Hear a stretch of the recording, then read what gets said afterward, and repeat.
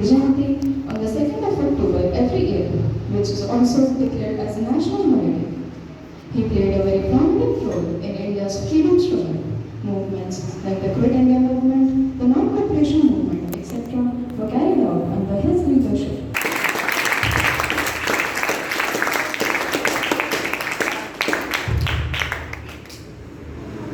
Good afternoon, respected Director Ma'am, as she is not here. Honorable Academic Head Grace, respected Principal Ma'am, Sonia Ma'am, my fellow teachers, and my dear students. I am N. Bhattacharya, teacher of Aryakulam in English faculty. As we know that the birth anniversary of Gandhi and Shastriji falls on 2nd October. As we have examinations, so we have planned it a bit early, right? So Mahatma Gandhi is a name who needs no introduction.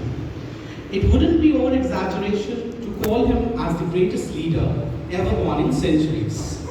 His whole life had been a principle to reckon and continues to inspire millions. All his teachings, thoughts, and deeds cannot be summarized in few words. Yet, we can reminisce some of his significant teachings, principles, struggles during his freedom movement. Even listening to a speech on his life could be inspiring and fill your heart with pride, confidence, honor, and patriotic zeal for your motherland.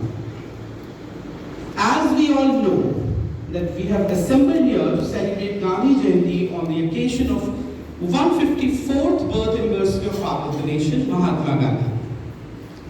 Born in Porbandar on October 2nd, 1869, Mohandas Karamchand Gandhi was a lawyer, social activist, politician, and writer. He led the Indian independence nationalist movement. He is called the Father of the Nation for his humble deeds. Every 2nd October, we commemorate Gandhi Jayanti, a national holiday to honor him.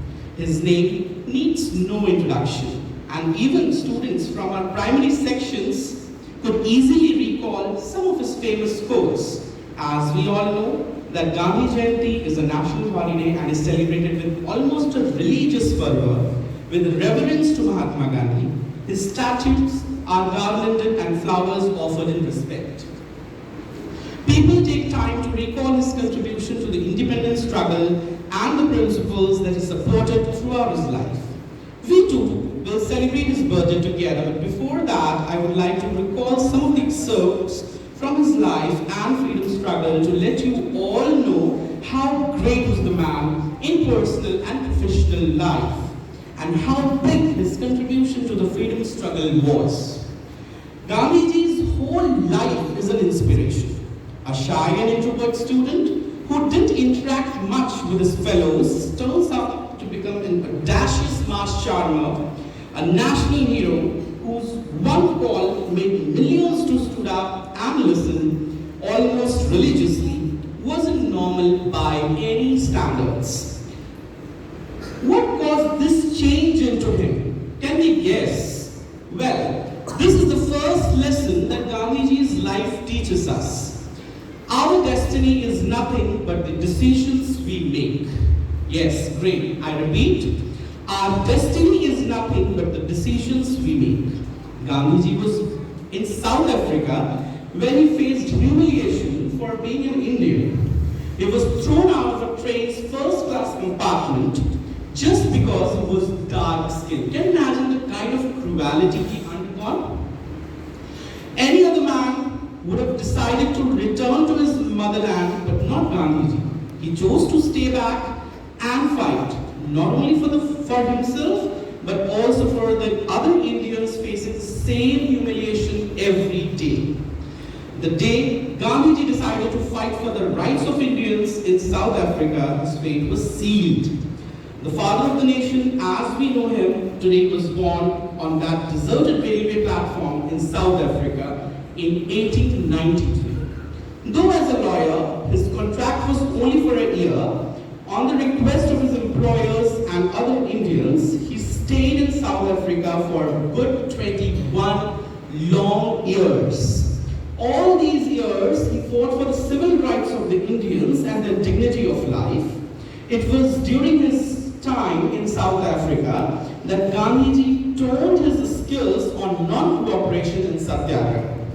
Two major principles of his protest philosophy which was going to play a vital role in Indian freedom struggle.